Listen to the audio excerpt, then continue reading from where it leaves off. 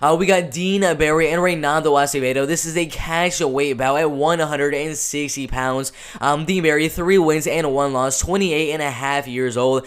Pretty much the same height as Reynaldo Acevedo, but a lot of power in his kicks and his punches. I mean, he has a couple of knockouts on his record so far. First a knockout win, and a first round knockout win. One of these knockouts, this one right here, it was like a wheel kick. I don't even know how he did it. It was like a side kick right to the dome of his opponent. I mean, it was just absolutely insane. He's obviously hoping that this fight stays on the feet because there's only one loss to Anthony Taylor right here. Did come by submission, so he's obviously looking to keep the fight in the striking game and get a knockout in the first or second round. Reynaldo Acevedo, 8 wins and 2 losses right here. A lot of decision wins, a couple finishes here and there on his record. 3 knockout wins, 1 submission win, and 4 decision wins. Overall, a pretty good fight. 80% going Barry, mainly by knockout, 20% going Acevedo, also mainly by knockout right there. So pretty much, most likely, if you're looking at this fight, there's a very good possibility that we see a knockout right here. But considering there aren't really any prop bets for this fight, you see there's just no prop bets. I mean, it doesn't really matter if they get the knockout or not. But overall, the odds for the fight right now are minus 240 for Deebarry, and then Reynaldo Acevedo at plus 190. So right now, in my opinion, it's a perfect place. If you're betting on Deebarry, it'd be a perfect place to put a bet on him at minus 240 because I think it's going to spread out a little bit. I'm not sure why it closed the distance a little bit right there. Maybe it closes a little bit in the next couple of hours or in just today. Maybe close to minus 210, minus 220, somewhere around that range. But if you can get him anything from minus 200 to minus 240, anything around that range, I think it would be a really good straight bet right there. But then again, I said before the video started, if you're gonna be doing any straight bets on Titan FC 69, you gotta add the other guy that's right here, and Rami Hamid at minus 900. And then just add the other guy, Deebarry right there. Just completely diminishes those odds at minus 174. So whatever parlay or whatever straight bet you have on the fight card, just come on, just add Rami Hamid to that parlay just to get some extra value on that pick right there. But his opponent, Reynaldo Acevedo, I think he has a very good chance of winning. If there were some prop bets for him winning by knockout, maybe I'd go for that. I'm not too sure, but there aren't any prop bets. And right now, I don't like the odds that they have on right now at minus 190. We kind of missed the good odds at plus 240. So right now, if you're betting on Deebarry and Reynaldo Acevedo, probably put a small straight bet with a parlay with Rami Hamid at minus 174 when you add those two together. But overall, I'm going to be going Deebarry to win the fight. I mean, you look right here. Deebarry's a very good striker, very good power in his hands. 3 of 3 wins coming by knockout, all in the very first round. 1 loss in his record by submission, and Reynaldo Acevedo has one of his wins also coming by rear naked choke submission. So in this fight, it's going to be pretty obvious Deebarry wants to get the fight in the striking game and get a knockout in the very first round and not get the fight to the ground, where he may or may not have the disadvantage. But in the striking game, most likely he's going to have that advantage right there. Mainly would like to keep the fight on the feet and try to get the knockout in the very first round or get a dominant decision win. Really good kickboxing. His main weapon, as I said at the beginning, is this weird side kick that he does. It's like a round side kick. I don't know how he does it, but it lands very fast and very powerful. So that could land a couple of times in this fight right here. Considering I haven't really seen the best head movement from Reynaldo Acevedo, and then I haven't really seen him have his hands where he should be, especially against a guy like Deebarry right here. So that could be a weapon that he could use in the fight right here. Solid right hand uppercuts against the cage. So if he pressures you enough to get your back to the cage, he'll just throw an uppercut. Most likely it will land and it'll probably stumble you a little bit. If he does knock you down, amazing ground and pound every single time. Every single win in his professional MMA career, he got the knockdown and then followed it up with amazing ground and pound and got the TKO win. Powerful overhand right hand and left hooks as well. That left hook is dangerous because when he just starts raining down on you and then just plants forward and then throws that left hook, I mean, it is super powerful. Add all that together with the pressure, the power, the speed of his kicks as well. I mean, he's gonna have these striking advantages. Does not want this fight to go to the ground as well. Reynaldo Acevedo, solid power, 3 knockout wins on his record so far. Loves to use his reach and height advantage. Usually he's gonna have that height and reach, but in this fight, he's just gonna go 1-2, 1-2, 1-2 over and over again, trying to get the decision win. only has 3 knockout wins on his record out of, I believe, 11 or 8 wins on his record so far. So, most likely, if he wins the fight, it would probably be by decision. So, if there does happen to be some prop bets for the fight, and you are confident in Reinaldo Acevedo winning the fight, probably just do a prop bet on him winning by decision. I bet the odds would be just insane at like plus 700, plus 800, something crazy like that. But most likely, Deebarry is going to win the fight. His striking is a little bit better, more powerful. I mean, 3 out of 3 wins coming by knockout, all in the very first round. Better kicks, faster puncher, faster kicker. I mean, he's just better all around. More pressure, better cardio. The only disadvantage for Deebarry is the grappling and wrestling, which I don't really think Reinaldo Acevedo does really have the best wrestling or grappling, because he's also mainly a striker, just 1-2, 1-2, 1-2 for the decision win. So in this fight right here, I expect the fight to stay on the feet. I don't really expect much grappling or wrestling from Reinaldo Acevedo, and especially from Deebarry in the fight. So, I mean, it's pretty obvious. I'm going Deebarry to win the fight. I think his striking is better. I think his power is better. I think his speed is better.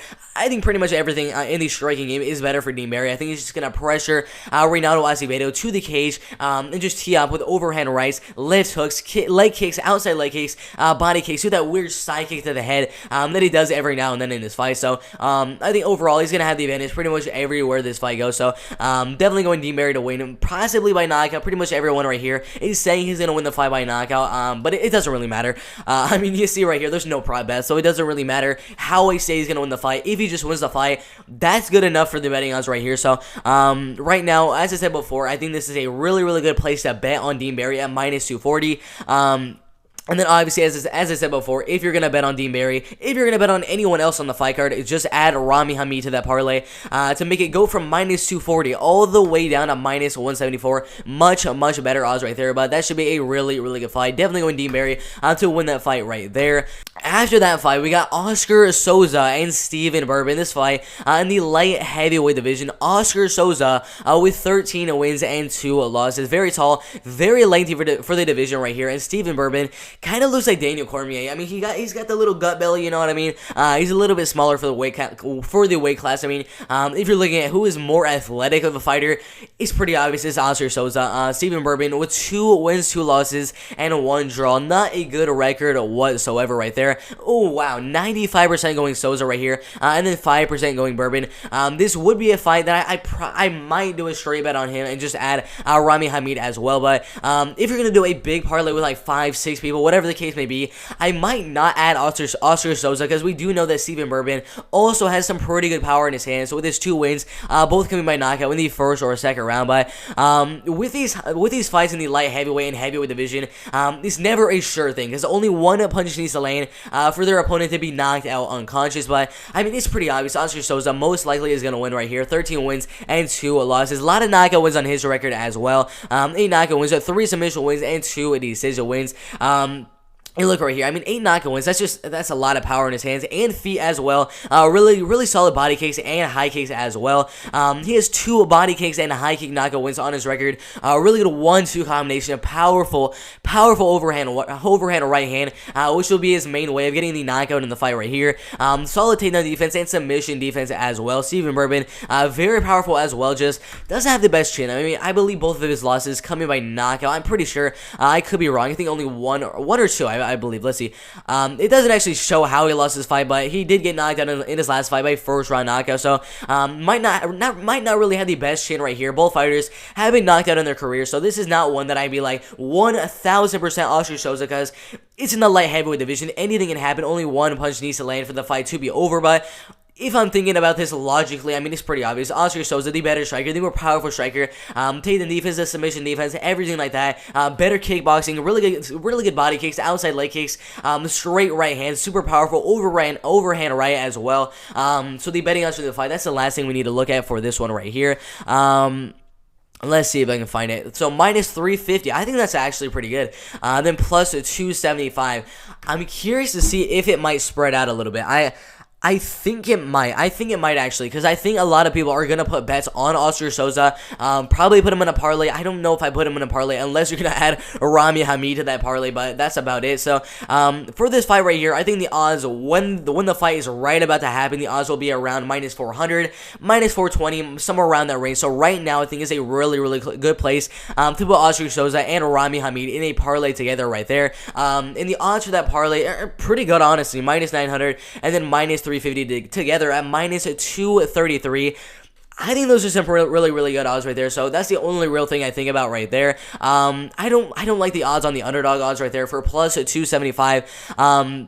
I just don't like it. I'd have to have Stephen Bourbon somewhere around like a 4-1 underdog to even think about putting a small bet on the underdog right there. So for that fight with Oscar Souza and Stephen Bourbon, I'd probably just put a small straight bet with Rami Hamid as well to kind of narrow down the odds just a little bit, and just put Oscar Souza and Rami Hamid in a straight parlay right there.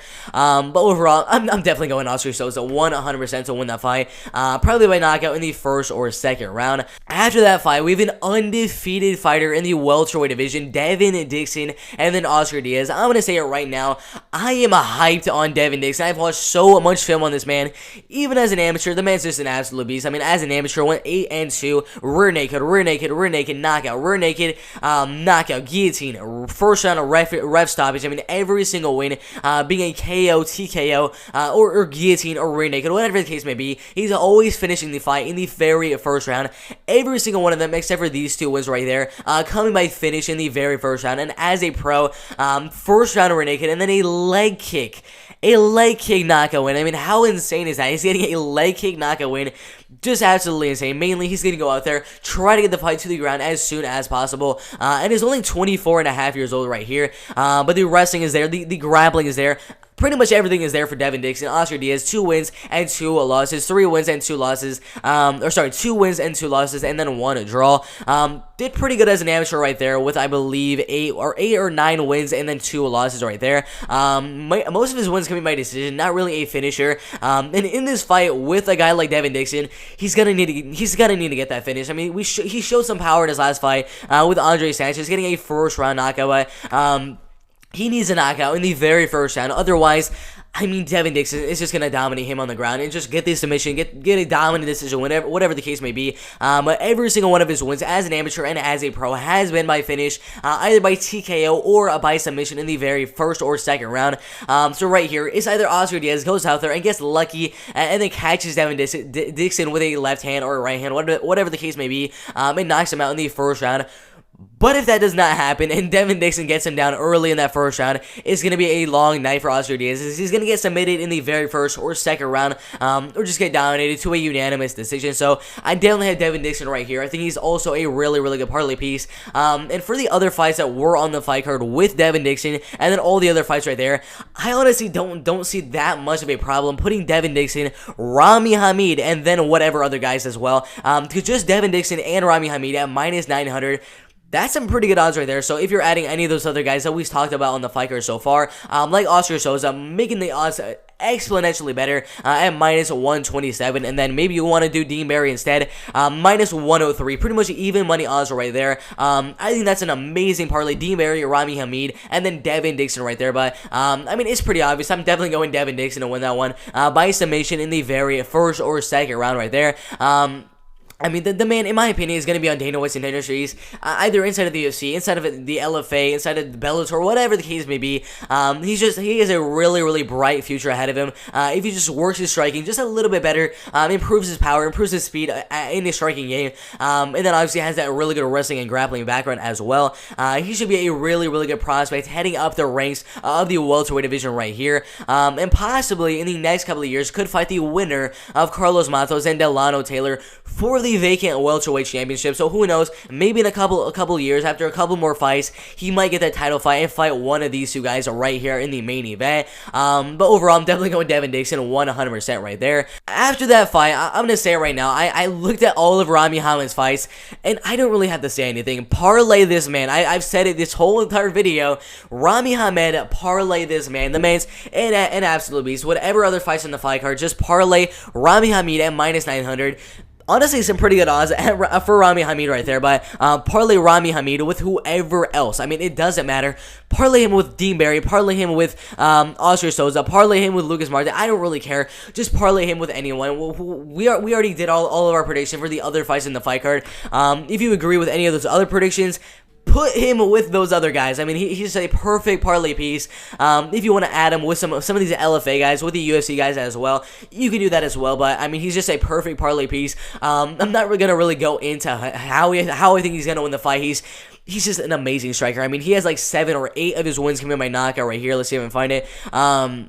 Yeah, 7 knockout wins, 2 decision wins. I mean, the man's an absolute beast. So I have him winning the fight by knockout in the first or second round. Just perfect parlay piece. If there does happen to be some prop bets for Rami Hamid winning the fight, I probably look for Rami Hamid winning by knockout, but I don't really know if there's going to be any prop bets. But if there are, Rami Hamid by knockout, amazing odds probably going to be for that fight right there. But yeah, that's a pretty easy prediction for Rami Hamid and Warren Smith right there. And then after that, guys, we go into the main event of Titan FC 69, Delano Taylor and Carlos Matos. Delano Taylor, 5 wins and 1 loss. Carlos Matos, 8 wins and absolutely no losses for the Titan FC vacant welterweight belt, 3 5-minute rounds.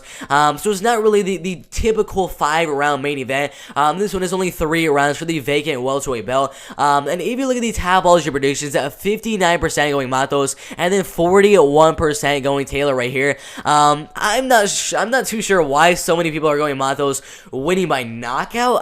I don't know why they're saying that. If he's mainly going out there trying to get the takedown, trying to get you down, wrestle and grapple and get the submission. I mean, rear naked, triangle, rear naked, rear naked, rear naked, and rear naked. And then as an amateur, another rear naked. I really don't know. I really do not know why anyone is having him winning the fight by knockout. If you were to win the fight by knockout, it would probably be the ground and pound TKO. But that's about it. I don't know why they have him winning by knockout, but most likely, in my opinion, if he wins the fight, it would be by submission or wins the fight by ground and pound TKO. Delano Taylor, really good wrestling, really good trips in the cage. Double leg takedown is also very good. Good 1-2 combination, really good pressure against the cage. Carlos Matos always fights on his back foot, so he's going to be backing up the whole fight, looking for counters, and then looking for that takedown opportunity on Delano Taylor to get his rear naked choke submission. But Delano Taylor has amazing pressure, and eventually Carlos Matos is gonna have his back right next to the cage, and Delano Taylor is just gonna tee off on strikes right there. Carlos Matos is gonna look for the takedown, and Delano Taylor has amazing wrestling and a wrestling defense as well. So I think overall this fight will stay on the feet. Maybe we see sometimes where Delano Taylor actually initiates the wrestling and gets on top of Carlos Matos. And then grapples and wrestles on top of him. Maybe that happens in the fight, but overall in the striking game, I give Delano Taylor the advantage. There's a little bit more power, a little bit more speed. I mean, his combinations are really good. Likes to go in with a straight right hand, a left, and then an uppercut, and then he goes for that left hook as well. That left hook is knocked out it hasn't knocked out, but it has stunned so many of his opponents so far. With 5 wins and 1 loss right here, 1 knockout win, 2 submission wins, and 2 decision wins. A really good ground and pound. Good submission skills as well. 2 submission wins on his record, but in this fight right here, in the main event of Titan FC 69, Delano Taylor needs to keep the fight on the feet and pressure. That's all he needs to do right here. Pressure Carlos Matos against the cage and just start throwing out combinations over and over again, and eventually he'll either get the knockout win or win the fight by 30-27 unanimous decision. So that is my prediction. Delano Taylor winning the fight by decision right there. The betting odds, I think we kind of missed out on the good odds right here for Delano Taylor winning, because right now they're at minus 210 and minus 200. Originally, just yesterday, I believe, they're at minus 170, which were some really good odds. But now that they're at minus 200, I really don't know. I think it's a little bit too much. If you're gonna bet on Delano Taylor and Carlos Matos, put a small bet on Carlos Matos. But other than that, I don't like the odds for Delano Taylor right here. If he goes down anything under minus 180, I might put a small straight bet on Delano Taylor. But other than that, or actually, sorry, put Rami Hamid, and then Delano Taylor, whatever the case may be. But overall, Titan FC 69, a really good fight card. Yeah, pretty good fight right here. My full card prediction, I'll say it again. Delano Taylor winning his fight. Rami Hamid dominating his fight. Lucas Marte winning his fight, but do not bet on that fight. Devin Dixon winning his fight. Souza winning his fight. And Deebarry winning his fight. Not going to look at any of these fights right here just because I can't find any film on them. I literally could not find any film on any of those guys right there. But overall, that's my full card prediction. Bets, breakdown, whatever the case may be. Make sure you guys like the video, subscribe to the channel, everything like that. And we'll see you in the next video. Let's go.